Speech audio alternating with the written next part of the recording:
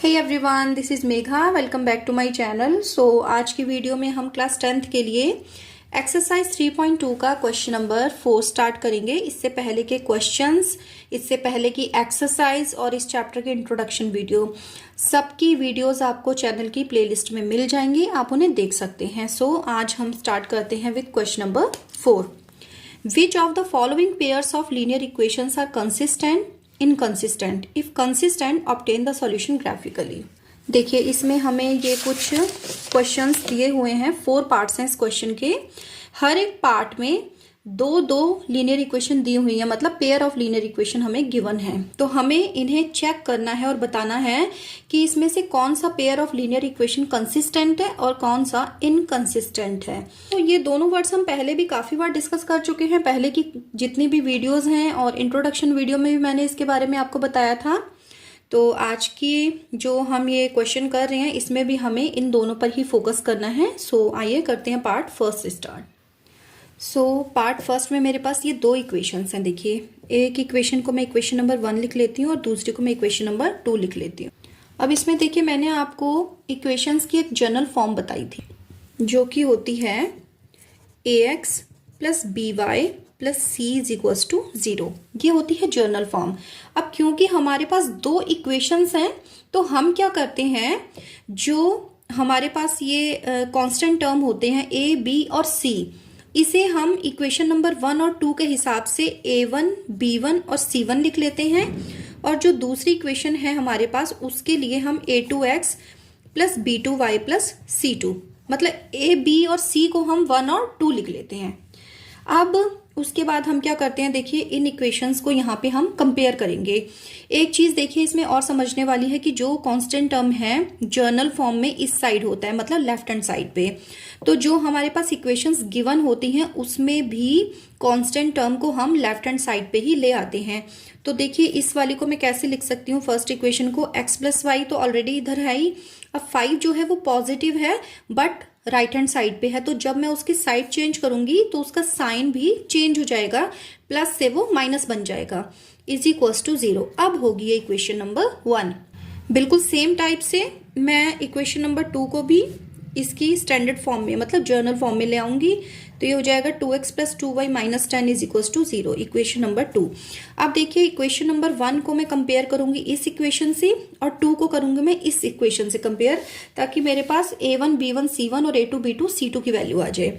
तो कंपेयर करने पर आ जाएगा a1 की वैल्यू। देखिए a1 की वैल्यू कैसे निकलेगी, देखिए a1x, इसके साथ वेरिएबल क्या है x, तो मुझे x वेरिएबल के साथ यहाँ पे नंबर देखना पड़ेगा कि कॉफिशिएंट क्या होगा। तो x के साथ जो कॉफिशिएंट है फिलहाल हमें नहीं दिख रहा है, इसका मतलब वो 1 है। इट मीन्स a1 की वैल्यू तो आ गई 1।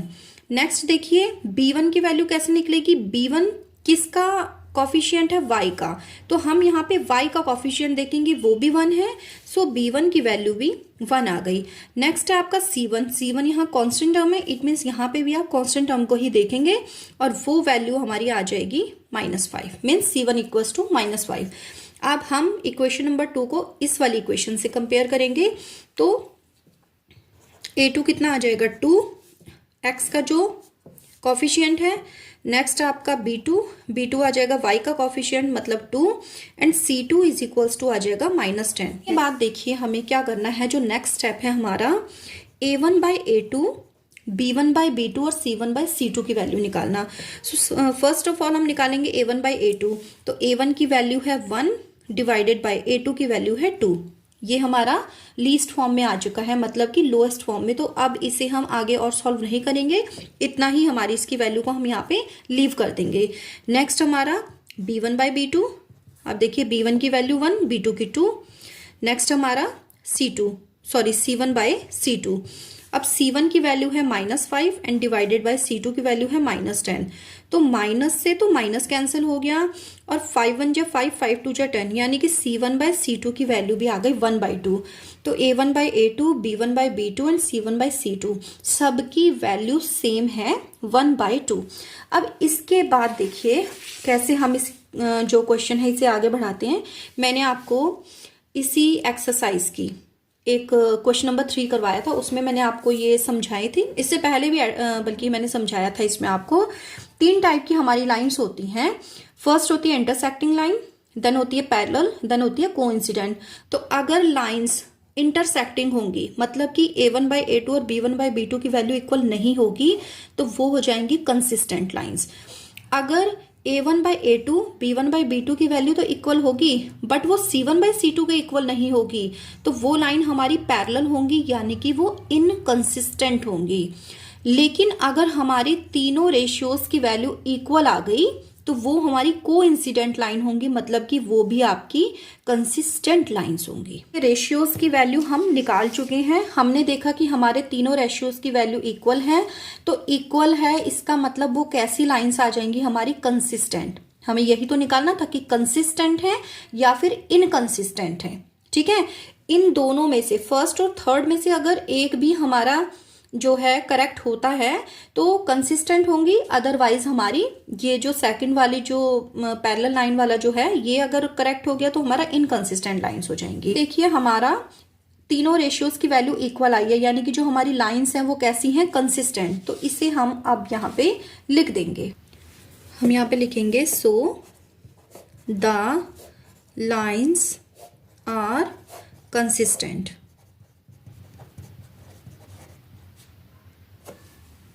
अब देखिए क्वेश्चन में ये भी था कि अगर कंसिस्टेंट होंगी तो हमें जो सॉल्यूशंस हैं उनको ग्राफिकली भी शो करना पड़ेगा, मतलब कि हमें इन इक्वेशंस को ग्राफ पे भी प्लॉट करना पड़ेगा। अब वो देखिए हम कैसे करेंगे। ग्राफ पर प्लॉट करने के लिए देखिए क्या होता है, जो ये हमें दोनों इक्वेशंस गिवन हैं स्टार्टिंग में, इनके हमें सॉल्यूशंस निकालने पड़ेंगे। एटलीस्ट 2 सॉल्यूशंस हमें निकालने पड़ेंगे। तो वो देखिए हम कैसे निकालेंगे। सबसे पहले मेरे पास इक्वेशन थी x + y = 5, ठीक है ना, x + y = 5। अब मैं क्या करती हूँ, यहाँ पे मैं एक टेबल बना लेती हूँ जिसमें मुझे x और y की मिनिमम 2 वैल्यूज तो निकालनी ही पड़ेंगी, x और y की। देखिए अगर मैं x = 0 लेती हूँ यहाँ पे, तो y की वैल्यू कितनी आ जाएगी, 5। x = 0 पर y = 5। और अगर मैं x = 5 ले लूँ तो y = कितना आ जाएगा, देखिए 5 में से 5 माइनस हो जाएगा, यानी कि 0। इट मीन्स x = 5 के लिए y = 0। सेम टाइप से मुझे क्या करना पड़ेगा, जो मेरे पास दूसरी इक्वेशन गिवन थी 2x + 2y = 10। अब मुझे इसके लिए भी सेम टाइप से एक टेबल बनानी पड़ेगी, x और y की वैल्यूज निकालनी पड़ेगी। देखिए यहाँ पे मैंने ऐसे टेबल ड्रॉ कर ली और यहाँ पे मैंने लिख दिया x और y। अब देखिए ये अगर मैं यहाँ पर x = 1 लेती हूँ, x = 1, तो ये हो जाएगा 2 × 1 + 2y = 10, यानी कि 2y = 10। ये 2 1 जा हो जाएगा 2, इधर जाके माइनस में आ जाएगा। तो 2y = 8, यानी कि y = 8/2 मतलब 4। सो x = 1 के लिए y = 4। सेम अगर मैं इसी इक्वेशन में x = 2 ले लेती हूँ, तो ये हो जाएगा 2 × 2।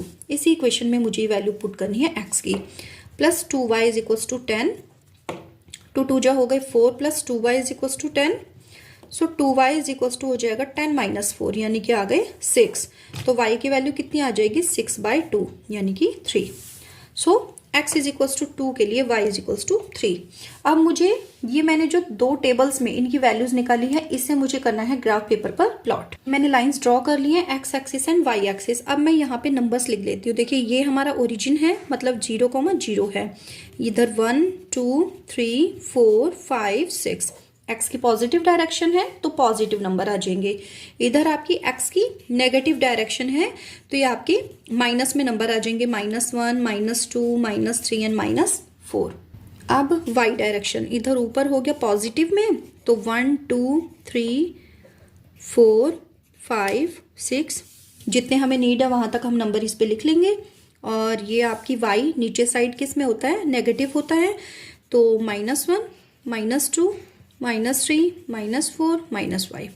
अब क्या था हमारा, देखिए फर्स्ट पॉइंट था 0,5, ठीक है। देखिए इसमें फर्स्ट वाली टेबल जो थी हमारी इक्वेशन की, x is equal to 0, y is equal to 5। तो पहले हम इसे ड्रॉ करेंगे। तो x इज इक्वल टू 0 तो हमें यही मिल जाएगा, और y है हमारा 5, यानी कि ये हमारा यहाँ आ गया। इसी में दूसरा पॉइंट था हमारा x इज इक्वल टू 5 और y इज इक्वल टू 0। तो x इज इक्वल टू 5 यहाँ आ गया, और y इज इक्वल टू 0 है हमारा, तो वो हमारा कैसे होगा, हमें x एक्सिस पे ही रहना पड़ेगा, क्योंकि y इज इक्वल टू 0 है, यानी कि y के डायरेक्शन में हमें बिल्कुल भी मूव नहीं करना है। तो x इज इक्वल टू 5 और y इज इक्वल टू 0 हमारा यहाँ आ जाएगा। अब हम नेक्स्ट काम क्या करेंगे, इन दोनों पॉइंट्स को एक दूसरे से हम मिला के और एक हम लाइन ड्रॉ कर देंगे। ये हमारी हो गई फर्स्ट वाली इक्वेशन, जो कि थी x plus Y is equal to 5 की लाइन। अब देखिए दूसरी इक्वेशन के पॉइंट्स थे हमारे x is equal to 1, y is equal to 4।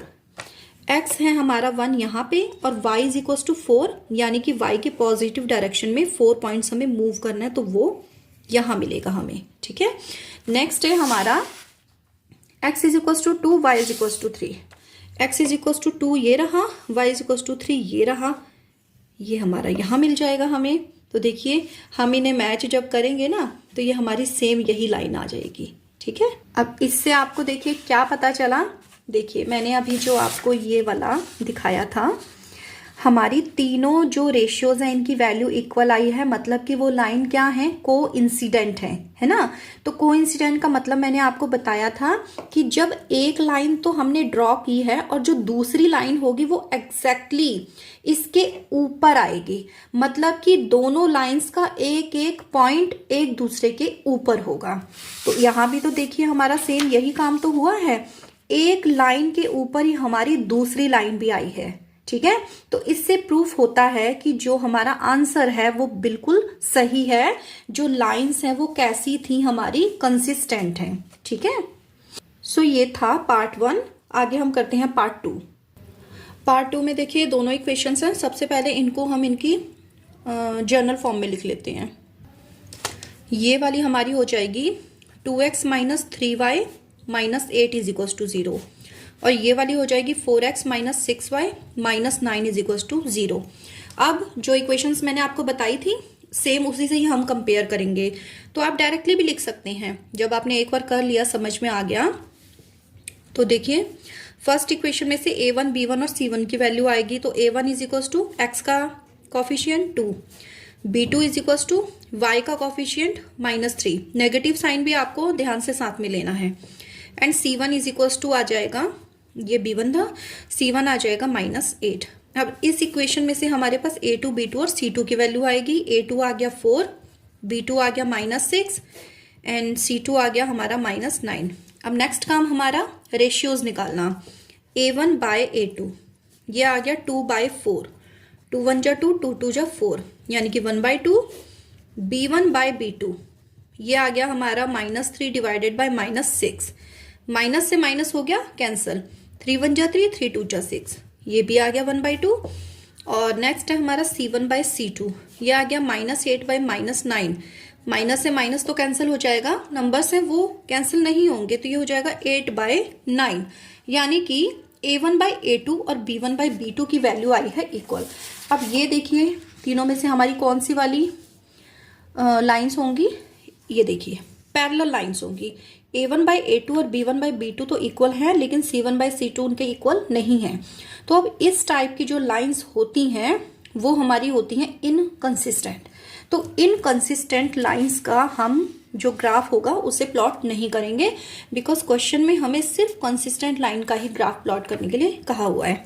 तो हम इसमें आंसर लिख देंगे directly, so lines are inconsistent.